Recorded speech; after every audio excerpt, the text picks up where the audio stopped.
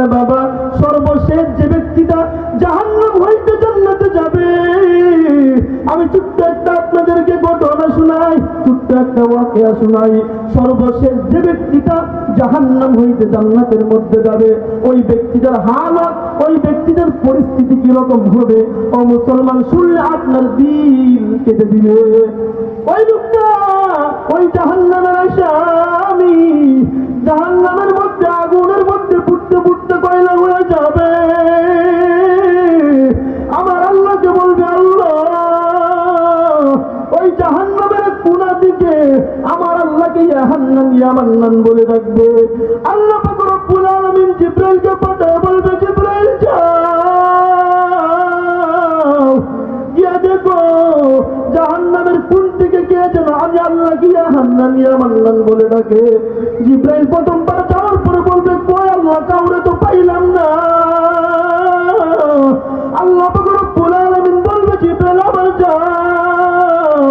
আল্লাহ পাক রব্বুল আলামিন জিবরাইলের চোখের ভিতরে পাওয়ার দিয়ে দিবেন, গিয়ে দেখবে একটা লোক জাহান্নামের আসামি, 53 বছর 70 বছর 80 বছরের জিন্দেগিতে কোনো নেক আমল করে নাই, শুধু গুনাহ আর গুনাহ, নেকের কাটার মধ্যে কোনো আমল খুঁজে পাওয়া যায় না।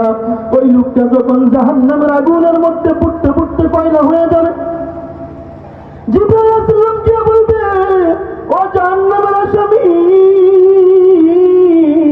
তুমি কি জন্য আমার আল্লাহকে ডাকো?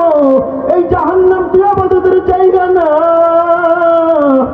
ওই জাহান্নামের মধ্যে তো আমার আল্লাহকে ডাকার জায়গা না। ওই জাহান্নামের আসামি ডাক দিয়া বলবে জিবরাইল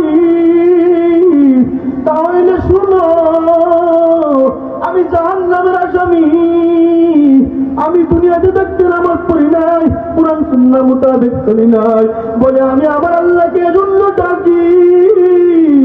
ও জিবরাইল আমি জাহান্নামের আসামি, আমি জানি আমার জান্নাতে যাওয়ার যোগ্য না, আমি জানি আমি জাহান্নামের আসামি, কিন্তু আল্লাহর কাছে গিয়া বলবা আমি একটা আবেদন করলাম,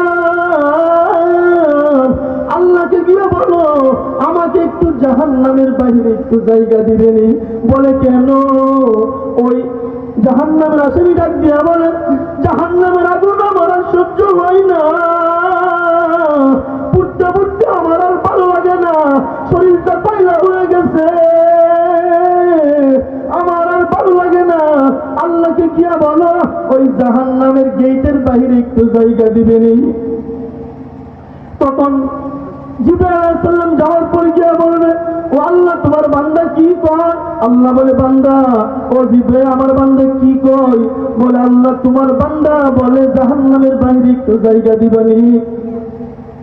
তখন আল্লাহ পাক রব্বুল আলামিন বলে আমি তো জানি আমার বান্দার দুনিয়াতেও থাকতে কেউ ছিল না, এখন জাহান্নামের আসামি হইয়া বান্দা, আমি আল্লাহ জানি আগুনের মধ্যে পুড়তে পুড়তে বান্দার আর ভালো লাগে না। যা যা জিবরাইল যা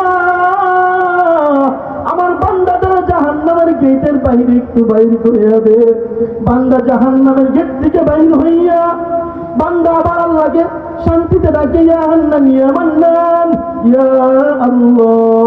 আল্লাহ পাক রব্বুল আলামিন আবার বলবে জিবরাইল যা রে আমার বান্দা কেন যেন আমি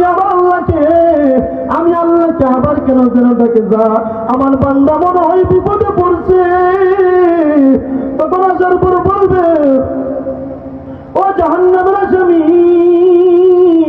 তুমি আমার আল্লাহকে কি জন্য ডাকো? বলে আমি আমার আল্লাহকে জন্য ডাকি। বলে ওই তো সুন্দর একটা সবুজ শ্যামল গাছ দেখা যায়, আমার আল্লাহকে গিয়া বলো ওই গাছের নিচে আমি গুনাহগার একটু জায়গা দিবেনি। তখন আল্লাহ পাক রব্বুল আলামিন জিবরাইলকে ডাক দিয়া বলে জিবরাইল আমার বান্দা কি কয়? বলে আল্লাহ তোমার বান্দা কয় ওই তো জাহান্নামের সামনে সুন্দর একটা সবুজ শ্যামল গাছ দেখা যায়, তোমার বান্দা ওই গাছের নিচে যাইতে চায়। আল্লাহ পাক রব্বুল আলামিন তখন গিয়া বলবে ও জিবরাইল যাও আমার বান্দাকে গিয়ে জিজ্ঞাসা করো, এরপরেও কি আমি আল্লাহ গিয়া হান্নান ইয়া মান্নান বলে ডাকবে। বান্দাকে যখন জিজ্ঞাসা করা হলো বান্দা বলে এবারের মতো শেষ, আমি আমার আল্লাহকে ইয়া হান্নান ইয়া মান্নান বলে ডাকবো না। তখন আল্লাহ বলে বান্দা কথাটা থাকে, যেই কথা ওয়াদা দিছে এই ওয়াদা যাতে ঠিক থাকে, বলে আল্লাহ ঠিক থাকবে।